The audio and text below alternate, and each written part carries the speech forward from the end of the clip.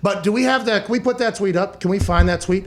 It is from Tom Pelissero. He literally puts it up there. They made $120 million in investments from April 1, 2020 to March 31st, 2021. So there's some financial advisor that's working for the Packers that made them $120 million in investments. I have no idea. In 1 year? Yeah, so their calendar year, I actually, as soon as this tweet came through, which was only like 10 minutes before the show started, maybe 15 or whatever, I actually went through it. Then I called CFO Phil, and I was like, Phil, will you please help me with this entire thing? Yeah, click on that photo, please, could you? Yeah, here we go. So this is the entire thing here. Zoom in on the lower left portion, just the left side there first. Okay, so now you can just stay on the left side. Yeah, perfect.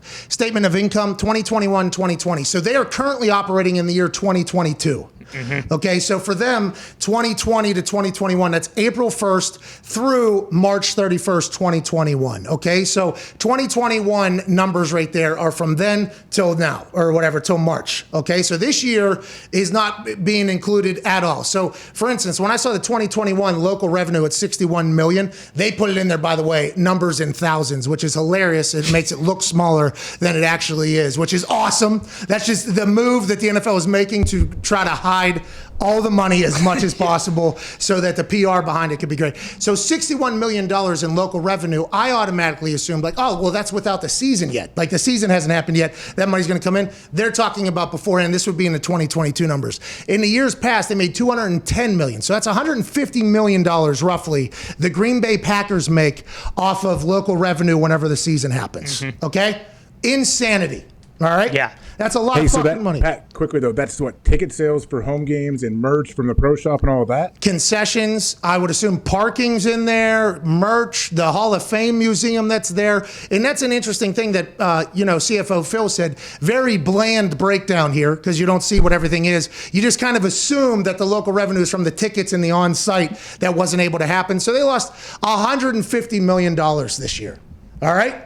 So the Green Bay fucking Packers make $150 million more money whenever there's fans in the stands each year. So that's just a fact that we should keep going forward. And as prices continue to go up, that number is only going to grow. Yeah. And remember, the Green Bay Packers, this is the smallest market that there really is. Yeah. A lot of people travel in. That's why a lot of the local money's high because people get stuff and travel and see stuff. I get it. But just think about Green Bay compared to like New York or New Jersey, California. There's two teams in LA, San Fran. You get it. Then you go down to player costs. That's the shit, that whole thing. Go down to investment fund gain and loss. So in the year 2020, which would be 2019 into 2020, they lost $21 million. They said, we ain't doing that ever again. Okay, give us a fucking new guy or girl. $120 million made in investments. So is that in the stock market? Are they buying real estate? Were they on GameStop and AMC? $120 million.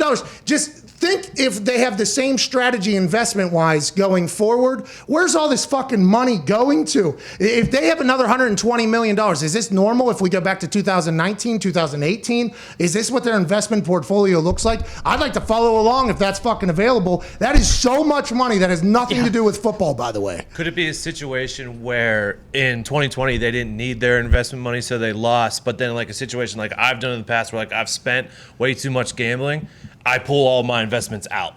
Okay. So like, hey.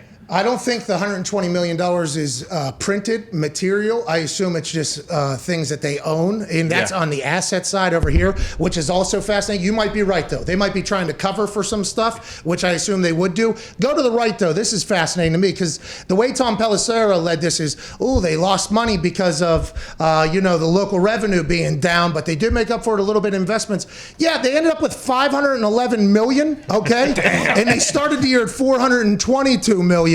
I think they did just fucking fine. Yeah. I think that was a hell of a year when there was no fans in the stands. They ended up with about $100 million more dollars by the end of it. That's all I need to see. And congrats to the NFL just always. Yeah. The other owners have to hate that this goes out, though. Oh, yeah. That's why they just say we're the same, right? Because then they don't have to answer for it whatsoever. They don't say we're the same. Everybody just assumes that everybody's the same because they have no other paperwork to prove otherwise because all the other entities don't have to do it. It's insane that we get that information. I think that's the biggest thing I took from this morning's meeting, AJ.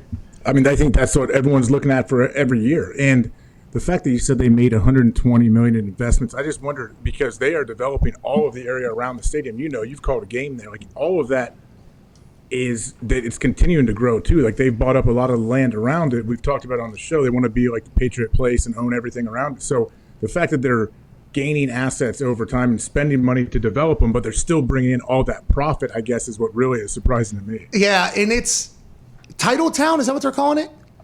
There's Titletown Brewery. There's all kind of, I don't know what the whole area is called, but yeah. They have this big Hill. fake hill that people go tubing down right across the street from Lambeau. I'm talking right across the street from Lambeau. There's 6, 7 bars and restaurants in one strip right next to that. I think they own all the property there as well. That Hall of Fame gift shop museum team store thing, that's a racket. Everybody that's come in is going right to there, and they're raking in money there. It's an unbelievable business. But once again, where does it? You get that? No, I ain't seeing Our shareholders. penny of that. Who's You kidding me? Where's that money going? I would assume they have some giant accounts with like a slush fund, as that you hear them talk about in movies. Like, nothing illegal about it, but just all this extra cash and money. Like, I know last time they offered. We can ask Andrew Brand about when he comes on. Like, when 2 they minutes. gave more stock for the shareholders, and they let you come in and buy more after the last Super Bowl. They ended up building a whole new section on the one end zone of the stadium too, where they put in new boxes and like 8,000 new seats. So I would assume you could do that debt free if you took in all this shareholder money, where you gave everybody a piece of paper saying you own the team, and then they gave you cash. So is Mark Murphy in charge of all of that? I mean, I don't know if he's in charge of all that. I'm sure he oversees a lot of it. The general manager of the Green Bay Packers and the president are the most powerful people in the NFL in some ways, because there's no owner. Owners are a bunch of cheeseheads walking around. There's no owner looking over their shoulder. Yeah, we want some answers. No, you don't. You guys just put that cheese. No, I do. Go ahead, do whatever. I do. Mark. So I think what happens is the structure is there's a president, Mark Murphy, there's an executive committee, but those are local business people. They're worried about non-football issues. And then the board of directors, I spoke to them every quarter. They're just like, sounds good to me, right? So, I don't think there's the oversight that you have with other teams. So I always felt like not having an owner was good and bad. The good was we didn't have a guy that was, wrestling away things from us and taking it to his other businesses. The bad was we'd go to league meetings, and I feel like they sort of pat us on the back like, oh, good old Green Bay, because we didn't have a billionaire at the table. Yeah. And so in a situation like this, someone would come in and say, hey, do something. Now, the balance sheet, you see, they had a bad year locally because of the pandemic. The local money was down, but the key number there is $309 million, that first number on the left. That is the national distribution. This is a peek into the whole league because every team gets that. That's the national revenue. So before you turn the lights on, before you get one drop of local revenue, which you see went down from 210 to 61, they have $309 million. The player cap's $200 million. Yeah, so they're already making money, and I don't want to step on you there, but I have a real question that I don't think a lot of people will ever get an answer from, and you're one of the only people I think that could give us an answer. Go back to that thing. Who's running the investment fund? $120 million from March 31st. Or from April 1st, 2019 or 2020 to March 31st, 2021. $120 million in investment. Who is Mark Murphy overseeing the Who's running that? And if that's going to, is that something that's normal? Do they have 9-figure investment or 9, 10, 11? How many figure? 9. 9 figure. Do they have 9-figure investments normally every single year? Who's running that, and who gets that money if there's no owners? That just go back into the building? Does that go to where does this money go? Yeah, we used to call it a preservation fund, just the fact that we would never move and we preserve it in Green Bay. I don't know what they call it now, but it just builds up and up, and who manages it are a bunch of different money managers that we've retained throughout the years to manage our money and do investments with that money.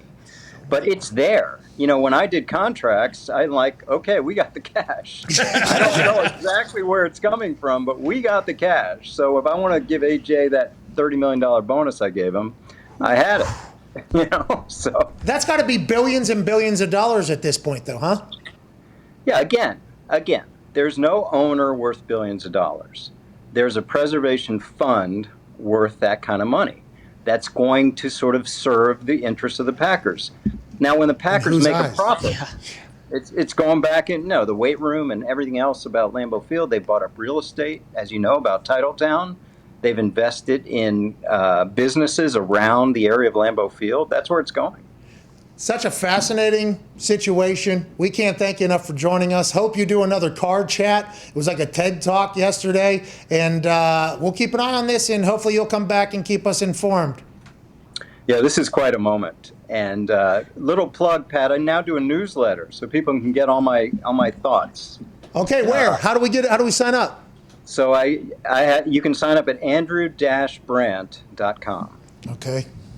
I got a newsletter every Sunday. I give some sort of unique content like this. Oh, we appreciate you so much. Your brain is a fascinating one. Your experiences are some that we have never seen or heard from before. We appreciate you. Ladies and gentlemen, andrew-brandt.com. Andrew Brandt. Thank you.